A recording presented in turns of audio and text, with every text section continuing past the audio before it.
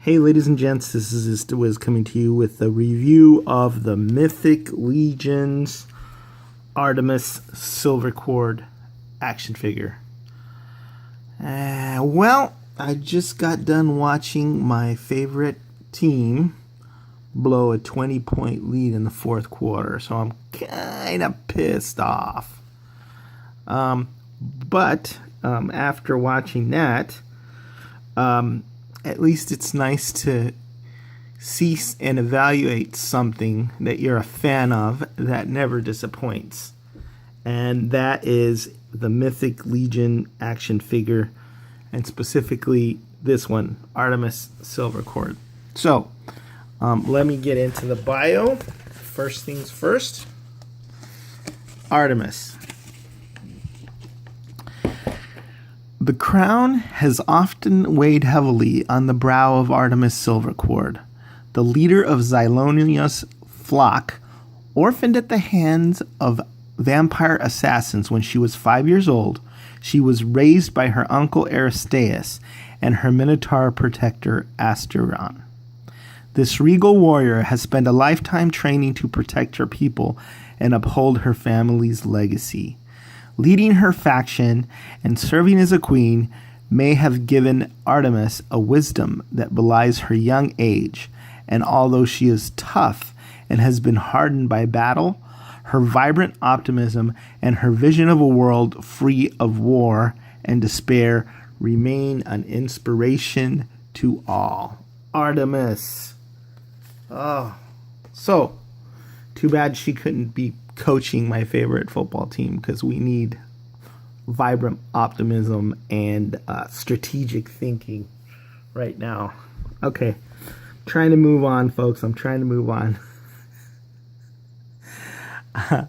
I'm sure none of you guys are interested in the recap of the football game. So, Artemyss Silverchord is a leader. She's been trained since youth to take the mantle of leadership. And she is, on top of all that, a great-looking figure. A Faerie, I believe, although I'm not sure. It didn't really mention exactly what she is on the bio. But so that's somewhat mysterious, but she has vaguely elfin ears. I've also seen ears like that on goblins. So she has wings, which immediately set her apart, and that's the most striking and beautiful thing about this figure is these translucent purple wings that she has. And that's why she's a deluxe figure and at a deluxe price point, because she comes with the wings, and she comes with this huge elaborate headdress, and she's packaged in a larger package than most other figures. Let me say that she is beautiful, absolutely beautiful, whatever she is, fairy or sprite or imp or some other race. She is incredibly beautiful. I love that crown of horns on her head, those antlers, how stately and regal they look. Also another cool thing about her is that she is Asian looking. So obviously Mythos is not Earth and they don't have Asians, but I have been calling for some Asian representation for a while. I actually had Nate Barch draw up an Asian female warrior from 7th Kingdom, and so hopefully I was trying to use that to inspire the Four Horsemen. So this is what I believe to be sort of an Asian figure, or the equivalent of an Asian figure. She's got some long, thick hair. Take a look at those braids coming down, cascading down her back, and all this ornamentation on them. Very, very striking. So we've got the long hair, we've got the beautiful flowing wings, we've got these nice, the nice crown, and obviously her signature weapon, which is the Silverchord bow.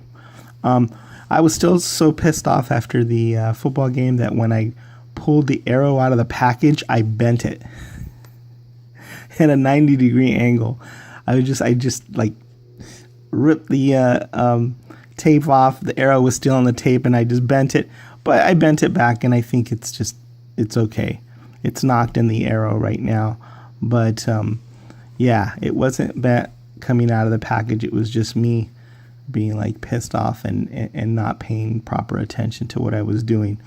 I love the color scheme, the gold, the green, the gold and the purple. It's particularly striking, and obviously that's very well color coordinated with the bands in her hair and the ornaments on her hair.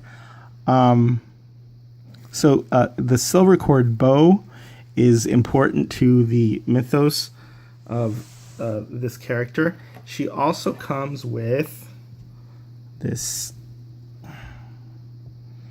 quiver with arrows. She comes with this arrow, which you should be careful when you take out of the package and don't bend it, so you don't have to go ahead and fix it. But she also comes with this sword here, which is just a regular run-of-the-mill short sword. Nothing special about that. We've seen that before. And then this short sword, which is very cool because I haven't seen this before. I think it's probably going to have an equivalent at the in the Elven Weapons pack, just because of the curvature of the blade, the hilt. So that's a nice little short sword there for when she's, not using the bow. She can use that. Let me see here. Crank open her hand there. Look at that. That's awesome. Then we have the ubiquitous belt holder, which I don't know, between her hair and her wings, whether or not I'm going to put this on her waist, or whether or not I'm going to, how I'm going to hold the quiver there, or whether I'm going to put it up over her shoulder and loop it under her arm or whatever. But I have that, and pretty much all the figures come with that leather or belt. And then we have the adapters, which are the two wing adapters and the other adapters, which we don't need because the new wings have the thicker pegs that peg right into the back of the figure. The wings are nice and solid, and the only thing, I think, just because this figure is so elaborate, I'm not sure how well it's going to be able to stand on its own over time. I would recommend using this handy dandy horseman stand, or leaning her up against something, because, well, obviously she's not going to be able to stand on this carpet, but it's, over time, I'm imagining with the wings do provide a point of stability for her there. And so she can stand on her own without the stand, but I would just say, just because a figure that's this elaborate, I would probably put on a stand just to avoid, shelf diving. The other thing is, if you're in a temperature zone that gets hot, sometimes, that will affect plastic, and sometimes figures will fall over. Although I haven't had very much of a problem with that. Still, a figure with wings, over time, I think it's a good idea to get a stand, and those are available at Store Horseman. So I want to thanks to the Four Horsemen for increasing the diversity of the line. This is obviously a different race, not only as a fairy, but as an Asian woman.